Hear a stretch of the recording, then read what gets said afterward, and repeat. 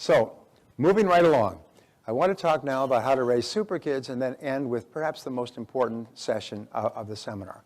We say here that raising children today is very difficult, but it is the greatest responsibility that we have. It's the one responsibility that lasts beyond us into the decades ahead.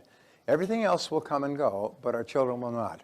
And that's why we say that all of life is the study of attention. And what you pay attention to is what you most value. And so you'll find that the very best parents are the ones that pay the most attention to their children. So how do we raise super kids? We say the key roles of parenting are to nurture your children and to build high self-esteem in them. And the organizing principle of parenting requires that you continually ask, does this build self-esteem in my child?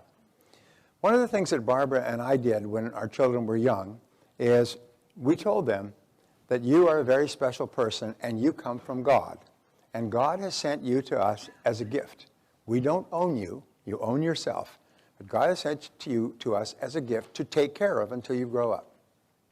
And we told each of our children that when they were young, and they go, wow, I mean, I came from God. They didn't even know what God was. But that is the way we've treated our children, as though they were gifts. Khalil Gibran in The Prophet says, your children come from you, but are not of you. They are like flaming arrows fired from your bow of life into the future. And who they are, you cannot control, and where they go, you will never be able to visit. But that's formed our philosophy as well. We don't own our children. We tell them that. We don't own you. If you make mistakes, I mean, you own yourself. And when you have daughters, and we have two beautiful daughters, we told them the same thing. You own yourself, so you take good care of yourself, and they always did. And if you understand what I mean as a father. So we say some thoughts to remember in building a child's self-esteem. Number one, never use destructive criticism on your child. Never destructively criticize your child. We absolutely refuse to do that. If there's something that we disagree with, or they make a mistake or something else, we discuss it. And one of the things we've always done is we've always treated our children like adults. Even when they're 3 years old, we talk to them like adults, and we explain things to them, and we ask for their opinion, and we never baby talk, but we never use destructive criticism, because destructive criticism leaves scars that last for life, and we knew that going in. I had so much. Number two is lack of love is the major reason for psychological, physical, and emotional problems in life. In fact, there's lots of studies that show that children who do not have love and touching in their earlier years fail to thrive. In other words, they don't grow. They don't grow as fast as others. They're actually shorter and smaller than their peers because they're not getting enough love. And there's a great story of a little boy. He was about 3, 4 years old, and his parents went out for dinner and were killed in a car crash. He's a single child, only child in the family. And the next thing he knew, all these strangers came in and they took him away, and they processed him through the social welfare system. I guess it wasn't a family to take care of him. And they put him into foster care. And they put him in foster care, and he's one of 16 kids in a foster care family where they got multiple bunk beds and so on. And he got no attention and no affection at all. And 4 years old, 5 years old, 6 years old, he was depressed, he was angry, threw tantrums, he acted out, he did all kinds of things, he fought with the other kids, and he got sent from foster home to foster home. They said, we can't take him. He went through foster homes until he was about 8 years old. And when he was 8 years old, a couple visited the foster home and looking for a child to adopt. And they saw him, and he was an angry little kid, but something about him really attracted them. So they took him home, and they began to smother him with love. They talked to him, and they listened to him, and they cared for him, and they took him for walks. And at a certain point, he started to realize he was safe again. For the first time, he was safe again. And he started to grow. He hadn't grown since he was 3 to 4 years old. Within the next 6 months, he grew 5 years. It was the most need a continuous flow of love and approval from their parents. The love and approval is like oxygen to a person in an oxygen tent. They need a steady flow, and they have to know that it will come without interruptions. Number 4, children need praise, and they need encouragement, and they need reinforcement, and they need patience and loving kindness and caring. They need all of these things, and they need them in a steady, steady flow. And remember, maybe people think my job is to get them off to school. No, your job is to raise them with high self-esteem. And everything has to be based on that, high self-esteem. And then when you praise them, you make them feel important. When you encourage them, you make them feel important and valuable. When you practice patience with them. Number 3 is give lots of physical contact. Hug them, hold them, pat them, stroke them, hold them in your arms, especially in their formative years. We mentioned earlier that one of the reasons that children cry at night when they're infants is to find out if they're safe. And one of the things you do is you go and pick them up and hold them and talk to them and rock them, and now they know they're safe and then go back to sleep again. So give them lots of physical contact. And you'll find that when you give them lots of physical contact, they grow up very, very strong. They grow up very, very confident in themselves. And 2 factors in child raising. Number 1 is a democratic environment. A democratic environment is an environment where the child is expected to contribute their opinions at an early age. That means they're not told what to do. Their opinion is invited.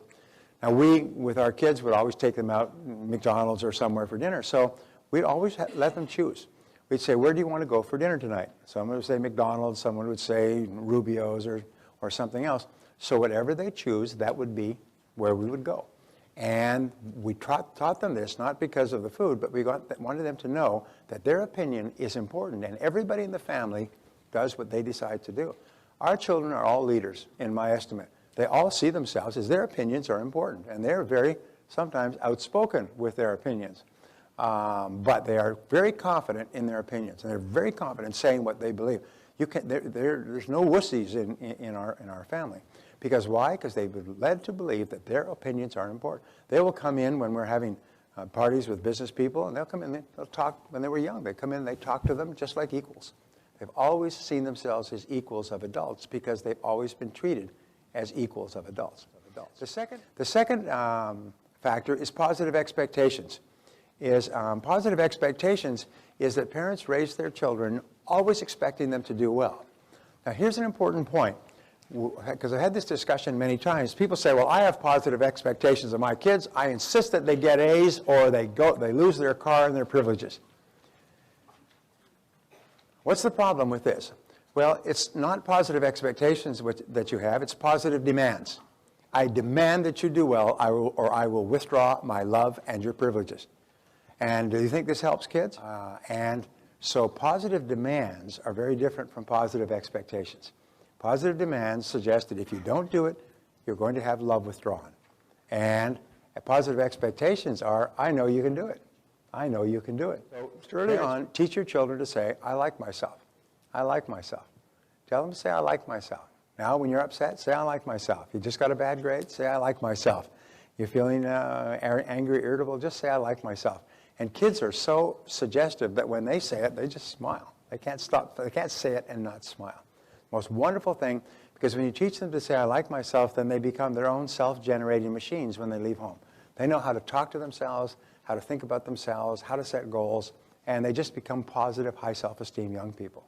Breakthroughs, and someone was asking about this earlier, is what if you have raised them with destructive criticism, and as a result, they've lost their enthusiasm for life, they get lousy grades, they're problem kids. We worked with parents who have been in counseling for 2 or 3 years because they have a totally dysfunctional family. They've got to go once a week, ordered by the court, to professional counseling because their kids are in so much trouble in school. Totally dysfunctional. And they didn't even understand what it was because when they were not in counseling, the parents were destructively criticizing and emotionally beating up their kids all the time to straighten up and fly right. And they couldn't understand why it wasn't working. So here's what you do. If you've made mistakes, if you've criticized your children, you gather your children around you and you sit them down and you say, I want to apologize to you for anything that I've ever done or said that's hurt you in the past. I want you to know that I'm sorry and I want you to forgive me. Will you forgive me for everything and anything I ever did that hurt you in the past? And it takes an enormous amount of courage to do this, but when you do it, it takes the burden of guilt and worthlessness and anger and frustration off the child's back, just like cutting off a pack. It just falls away. And so make it a game to abolish destructive criticism from your family life. So you never, never, never use it again. And Barbara and I are very clear about this. We will not allow destructive criticism in our house. We will not allow anybody in our house who uses destructive criticism. We don't allow our kids to criticize each other. And if they do, we stop them. We don't allow destructive criticism. It is just like a poisonous gas that destroys the emotions and the personality of people. So we just won't allow them to do it.